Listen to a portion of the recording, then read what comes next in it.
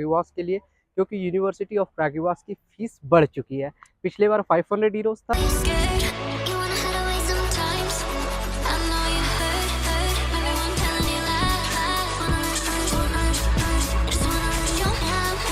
Hello guys, welcome to Jeet blog. So guys, आज इस video में मैं बात करने आया हूँ एमबीबीएस इन सर्बिया के बारे में। पिछले साल मैंने बहुत सारे वीडियोस बनाए थे एमबीबीएस इन सर्बिया के बारे में, बट इस बार कुछ चेंजमेंट है एमबीबीएस इन सर्बिया के बारे में, तो मैं सोचा पहले आपको अपडेट दे दूँ, क्योंकि ऑलरेडी आपके पास एजेंट्स के कॉल आने लगे होंगे, काउंसलर्स के कॉल आने लगे होंगे, क्योंकि नीट एग्ज़ाम हो गई है और काफ़ी दिनों से मैंने वीडियो भी नहीं बनाया, क्योंकि मैं भी अपनी यूनिवर्सिटीज़ में बिज़ी था, क्योंकि मेरा भी लास्ट ईयर चल रहा है, तो मैं भी अपने यूनिवर्सिटी के एग्ज़ाम्स में बिज़ी चल रहा था। तो मैं आज इस वीडियो में आपको बताने वाला हूँ सबसे बड़ी चेंजमेंट जो है प्रागविवास मेडिकल यूनिवर्सिटी की। इसकी फ़ीस इंक्रीज़ हो गई है।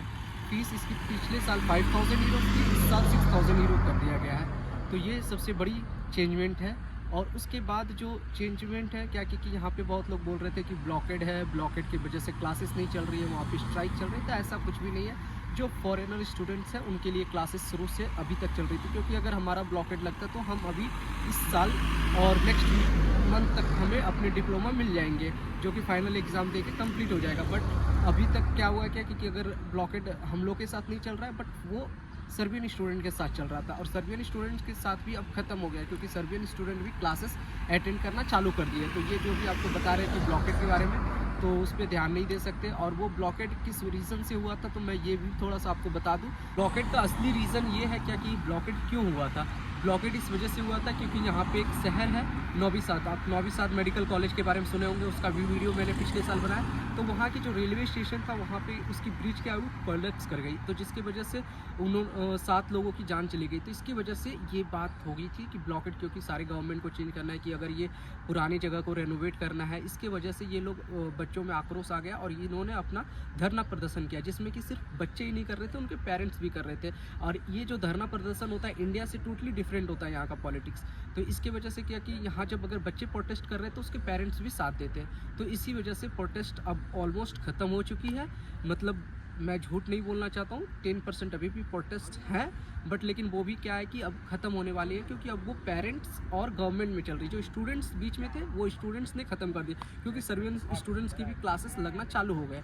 वो लेक्चर्स ऑनलाइन लेते हैं, बट क्लासेस जो क्लिनिकल प्रैक्टिस क्लासेस होती है वो आके क्लिनिकल सेंटर में ही क्लासेस लेते हैं।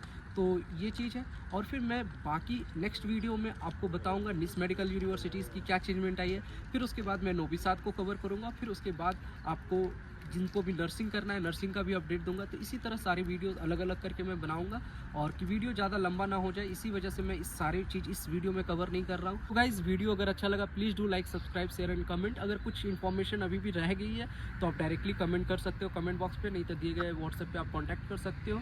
तो डायरेक्टली आप कॉन्टैक्ट करके पूछ सकते हो। मिलते हैं नेक्स्ट वीडियो में, तब तक के लिए bye, see you next video, bye bye guys. मैं एक चीज़ आपको बताना चाहता हूँ कि आप डायरेक्ट एडमिशन मेरे द्वारा ले सकते हो। अगर आपको प्रॉब्लम आ रही है कहीं भी तो आप डायरेक्टली कांटेक्ट कर सकते हो दिए गए कॉन्टैक्ट नंबर पे। बात होती है क्या कि वहाँ पे इंडिया में बैठे एजेंट से ले लेते हैं एडमिशन, फिर यहाँ पे आने के बाद प्रॉब्लम होती है, बहुत सारे इश्यूज़ होते हैं, और आपको जहाँ 2 लाख 3 लाख दे के उनको आप एडमिशन लेते हो, वो जहाँ पे अगर आप डायरेक्टली लेते हो तो आपका सारा पैसा बच जाएगा। तो इसके ये चीज़ ध्यान रखते हुए आप डायरेक्टली कांटेक्ट कर सकते हो। और आपको यहाँ पे भी जो होगी कि गाइडेंस करने के लिए मैं हूँ, और आपको जो भी हेल्प चाहिएगा, क्योंकि इंडिया का एजेंट आपको यहाँ पे आके हेल्प नहीं कर सकता। वो बोलेंगे वहाँ से कि मेरा बंदा वहाँ बैठा है, बट यहाँ जब आओगे आप देखोगे रियलिटी में, तो आपको सारा चीज़ खुद ही करना पड़ेगा, खुद ही मैनेज करना पड़ेगा। तो सो गाइज, इस सब चीज़ का ध्यान रखते हुए, क्योंकि बहुत बच्चे फंस जाते, पिछले साल भी फंसे थे, जो बहुत सारे बच्चे हुए थे आ गए थे, उनका रजिस्ट्रेशन अभी तक नहीं हो पाया था, तो वो बच्चे सब कह रहे थे कि प्लीज़ हेल्प मी। तो मैं ये कहना चाहता हूँ कि देखो, अगर आप किसी एजेंट के चक्कर में चले गए, फिर उनसे पैसा ले लिए, तो फिर हेल्प करना मुश्किल हो जाता है। इस मुश्किल नहीं है, बट इंटरेस्ट नहीं दिखाना पड़ता है, क्योंकि फिर मैं सोचता हूँ कि उसके फिर चक्कर में पड़ोगे, फिर वो एजेंट कॉल करेंगे कि तुम मेरे स्टूडेंट को क्यों क्या कह रहे हो। तो ये सब चक्कर में नहीं पड़ते, क्योंकि मेरे पास भी इतना टाइम नहीं होता। तो इसकी वजह से आप डायरेक्टली कांटेक्ट करो, क्योंकि मैं यूनिवर्सिटी में हूँ, तो आपका डायरेक्टली सारा डॉक्यूमेंट लीगली तरीके से सारी चीज़ रजिस्टर्ड किए जाएंगे। और अभी टाइम है रजिस्ट्रेशन करने का, क्योंकि पिछले साल भी बहुत सारे बच्चे अंतिम मोमेंट में आए थे रजिस्ट्रेशन करने के लिए, तो उसमें सीट बुक हो गई थी, क्योंकि यहाँ पे 100 सीट्स थी। पहले 59 सीट्स थे जब फर्स्ट ईयर में पिछले साल चली थी, पिछले से पिछले साल जब चली थी। फिर इस साल सीट्स क्या हुए, इंक्रीज़ कर दिए गए, तो 100 सीट्स हैं, तो 100 सीट्स में आप सीट बुक करवा लीजिए। बहुत बच्चे होते हैं क्या कि इंडिया में सोचते हैं काउंसलिंग करने के बाद, तो मैं गाइज़ आपको एक अपडेट कर देना चाहता हूँ कि देखो, आप इंडिया में काउंसलिंग के लिए रजिस्ट्रेशन करवा लो, कोई दिक्कत नहीं है, बट लेकिन इधर भी रजिस्ट्रेशन करवा लो। इधर रजिस्ट्रेशन नहीं करवाओगे, क्या होता है, रजिस्ट्रेशन 100 यूरो लगते हैं, 10,000 रजिस्ट्रेशन का। अगर आप रजिस्ट्रेशन करवा लेते हो तो क्या होता है कि इन फ्यूचर आप मतलब एग्ज़ाम देना चाहते हो तो एग्ज़ाम दे के फिर यहाँ पे आ सकते हो, नहीं देना चाहते तो वो भी रिफ़ंड हो जाता है रजिस्ट्रेशन फीस भी। तो इसके लेके कोई इश्यूज़ नहीं आएंगे, बट मैं ये कहूँगा कि रजिस्ट्रेशन करवा लेना, क्योंकि रजिस्ट्रेशन नहीं करवाओगे तो सारे सीट खत्म हो जाएंगे। फिर बाद में आप पिछले साल जैसे बहुत सारे बच्चे कॉल किए थे कि मेरे को सर्बिया ही आना है भैया, क्योंकि वो यूरोपियन कंट्रीज़ में पढ़ते हैं, तो इसकी वजह से मैंने उनको हेल्प नहीं कर पाया था पिछले साल। तो यही चीज़ मैं इस वीडियो में जान के आपको फोकस करके बताया हूँ, क्योंकि बहुत का होता है क्या कि एशियन कंट्री में नहीं रहना होता है, और जो यूरोप वाला डाइवर्सिटी मिलता है वो इधर आपको सर्बिया में ही मिलेगा, वो आपको रसिया, कज़ाकिस्तान, जो ये सब सारी कंट्री में नहीं मिलेंगे। तो इसी वजह से, और यहाँ पे क्या है कि इरास्मस जैसे प्रोग्राम चलते हैं कि आप यहाँ से कोई भी यूरोपियन कंट्रीज़ या सेंगन कंट्रीज़ में जाके आप 1-2 महीने की क्लासेस कर सकते हैं, वहाँ पे प्रैक्टिकल इंटर्नशिप कर सकते हो, ट्रेनिंग ले सकते हो। तो ये सारी चीज़ आपको सर्बिया में ही देखने को मिलेगा, ये चीज़ आपको कज़ाकिस्तान, किर्गिस्तान में नहीं देखने को मिलेगा।